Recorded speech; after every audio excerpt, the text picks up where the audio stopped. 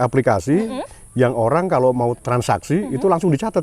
Jadi dia langsung tahu tuh untung berapa, hari itu pun ketahuan. Karena ternyata memang dari hulu ke hilir ya, si proses UMKM ini sekarang udah bisa go digital, serba digital ya Pak ya. Betul.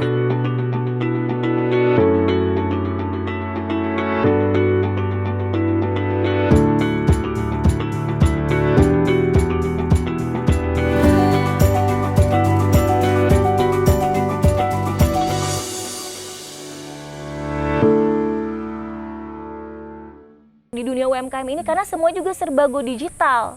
Jadi kayak investasi yang cari modalnya dan segala macam untuk UMKM-nya sendiri juga serba digital, Mas. Seberapa digitalkah dunia UMKM sekarang? Bener suka ngedenger UMKM go digital. Itu tuh kayak gimana sebenarnya, Pak? Ini faktanya sih ya, bahwa kalau lihat pernyataan pemerintah, UMKM yang sudah digital itu go digital baru 15%.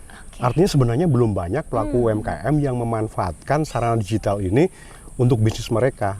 Contoh sarana untuk pemasaran, mereka belum maksimal. Kemudian juga digitalisasi dalam proses pembayaran, itu pun mereka belum menggunakan. Ini memang harus kita akui bersama-sama, masih banyak sekali kendala. Tapi harusnya memang pelaku UMKM ini mau mengambil peluang ini.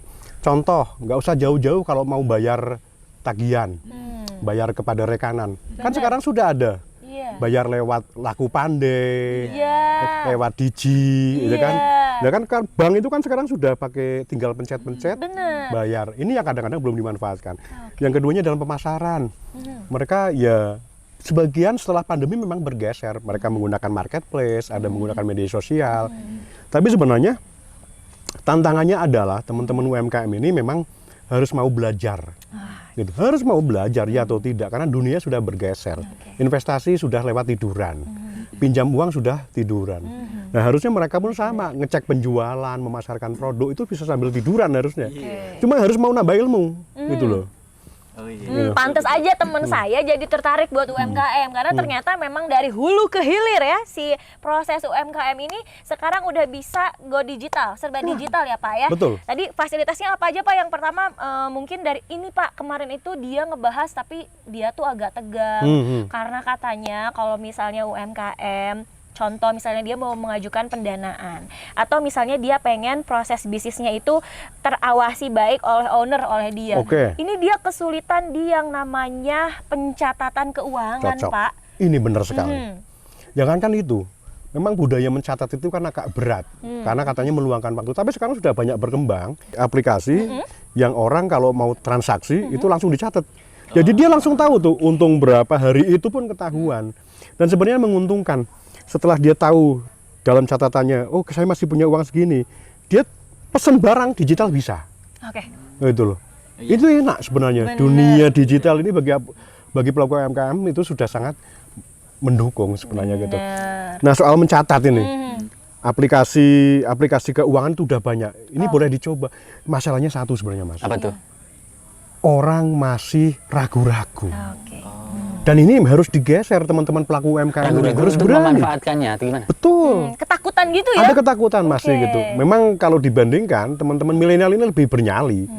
Download game lebih cepat. Tapi bagian download yang untuk kepentingan bisnisnya malah mereka agak sepertinya perlu didorong, pesimis. Ini yang harus kita dampingi, kita dorong. Kayak pelaku UMKM itu kan beberapa memang tidak semuanya ya melek digital dan tahu paham akan digital. Ada beberapa yang memang sampai sekarang tuh masih cocok-cocok aja datang ke bank.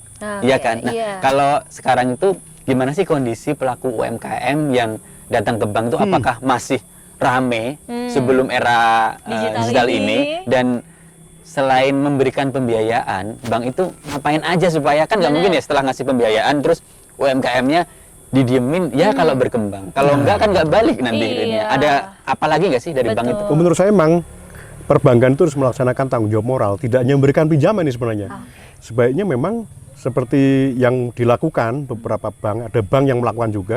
Jadi orang pelaku UMKM itu pinjam, dipinjemin uang, tidak harus datang ke kantor juga. Cukup dengan aplikasi. Sekarang sudah banyak tuh. Gitu Pak? Bisa. Jadi nggak harus kita datang ke kantornya juga nggak usah. Jadi aplikasi aja, download aplikasinya, nanti saya identitas, mau minjam berapa, bahkan di situ kadang-kadang sudah ada contoh perhitungannya. Ting, Simulasinya langsung ya. dikirim, bank akan merespon, nanti turun marketingnya.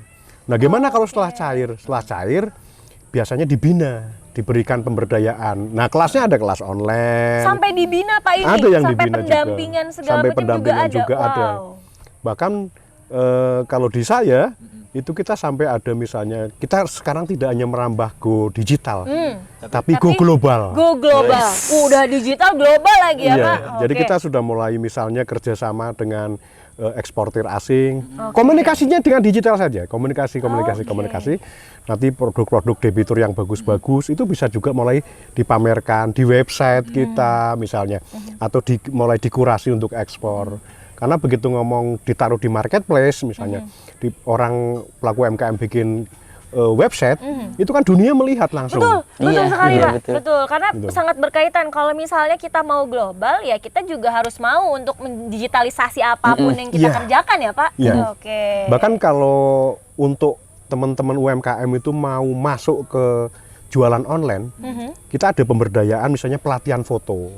Foto produk. Foto produk. Iya, itu penting Dan sih. itu Benar, harus nggak- dipikirkan juga betul. Nggak harus pakai kamera mewah lah. Oke. Artinya apa? Cukup pencahayaan, di foto bagus. Kita juga ada pelatihan misalnya menulis cerita tentang produk, sehingga motif orang tergerak nggak hanya lihat gambar. Betul. Kemudian kita juga kirimkan misalnya buletin belajar. Online juga Mas buletinnya teh. Jadi dikirimkan, kita bikin buletin, dikirim nih. Baca tentang pajak, baca tentang OJK, baca tentang cara jualan online supaya masyarakat UMKM di debitur kita ini cerah. Ini Pak, misalnya nih, sekarang kan lagi rame kedai kopi ya. Di sudut bahkan di kadang di tengah kampung tuh sekarang ada kedai kecil gitu. Semua Misalnya ya. nih, iya, misalnya nih, saya pengen buat kedai kopi kecil gitu, tapi saya pengen dapat pembiayaan. Langkah pertamanya itu saya harus gimana sih Pak? Maksudnya syaratnya harus bawa apa aja atau kondisi apa namanya kedainya itu harus dibikin kayak gimana dulu supaya lolos dapat pembiayaan Wah, gitu. oke. Iya. Sebenarnya sih kalau mau minjam ke bank, ini persyaratan umumnya ya, kalau administrasi, biasalah ada KTP, Oke. KK, surat nikah, sudah. Dan ingat, ini yang diserahkan ini bukan yang asli. Oh. Ini fotokopi saja, gitu. Nah nanti kan diperiksa sama petugas bank. Nah tentang kelayakan usahanya, nggak usah diotak-atik, gitu. Nggak usah diotak-atik, biarin aja seperti adanya. Tidak usah bahwa- dimanipulasi. Tidak usah. Oke. Gitu, karena sebenarnya di saat sekarang kayak pengajuan dengan digital seperti itu kan tinggal difoto juga. Semua persyaratan itu berkas. Nanti marketingnya akan turun memeriksa, langsung memberikan penilaian butuhnya berapa. Sesungguhnya bank itu tidak pernah memberikan lebih dari kebutuhan. Karena kita menghitung juga kemampuan bayar. Iya betul. Iya kan, kemampuan bayarnya berapa, sumber pembayarannya dari mana.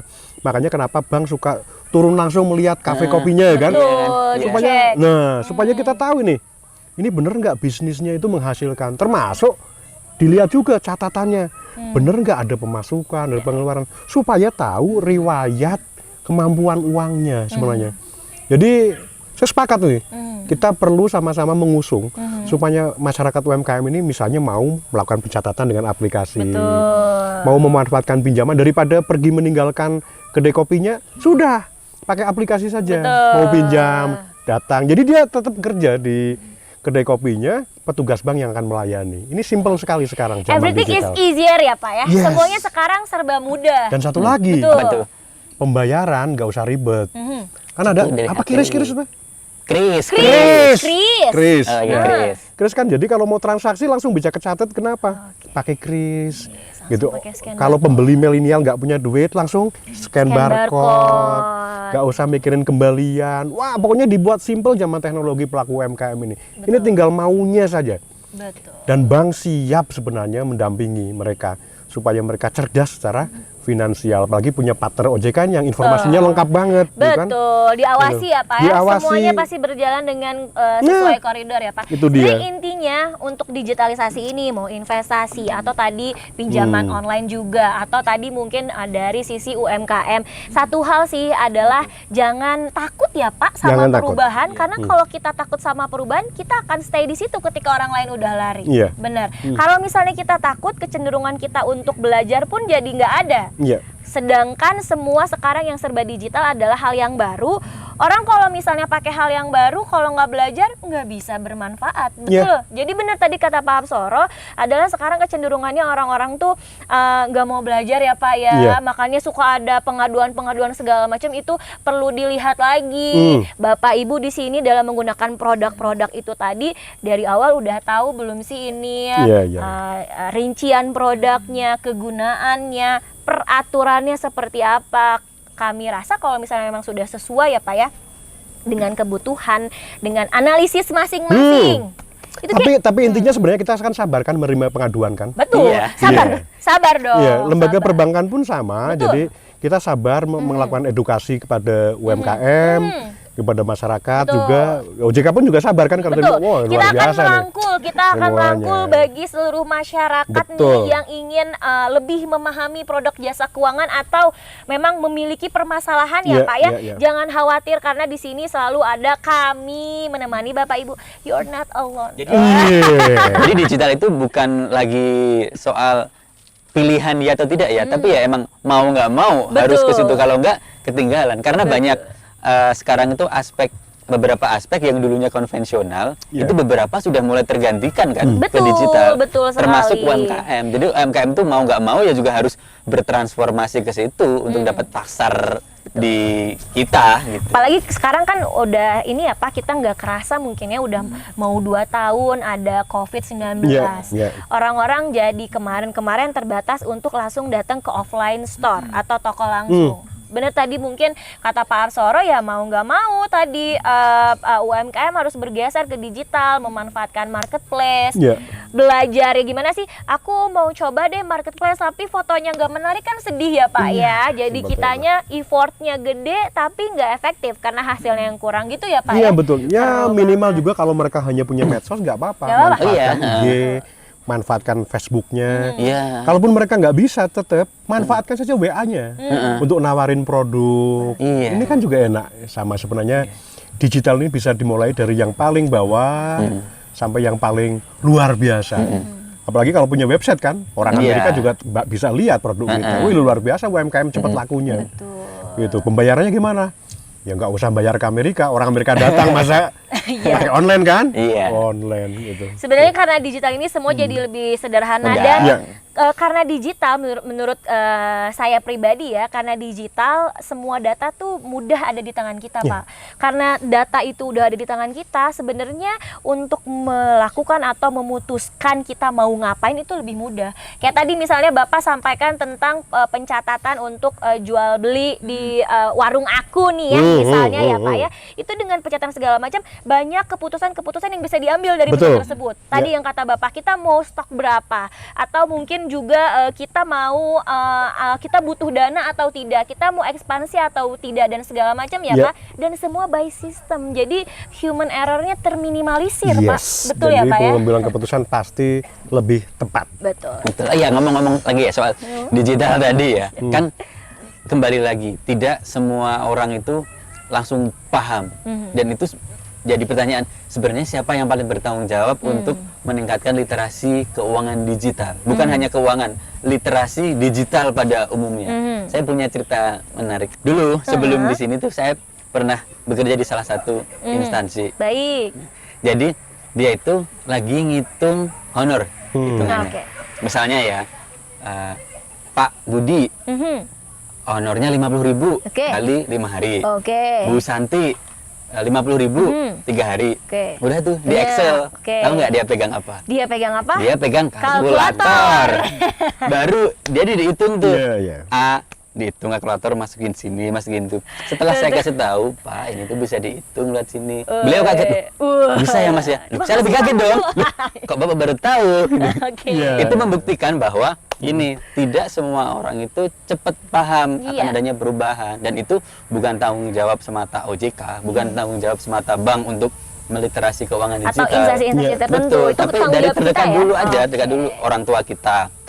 Kayak orang tua dulu ngajarin kita waktu masih kecil itu kan susah banget. Ya sama, kita berbalik arah lah. Kita ngasih tahu ke orang tua ya sabar, nggak cukup 1 kali 2 kali, dari sekitar dulu gitu. Kalau gitu kita dukung ya semua perubahan Betul. Betul. di semua sektor digital, tapi aman dengan informasi yang banyak. Dan kalaupun terjadi sesuatu, tempat ngobrolnya berkeluh kesahnya juga ada. Ada. Luar biasa obrolan Luar kita biasa kali ini. sekali ya. Semoga hidup kita semakin digital, semakin maksimal. Yes. Karena tadi kita udah bahas UMKM, udah bahas pinjol, udah bahas saham. Gimana kalau kita tutup dengan sebuah pantun? Sikat. Beli saham untuk kekasih. Cakep. Cakep. Cukup sekian. Terima kasih. Cakep.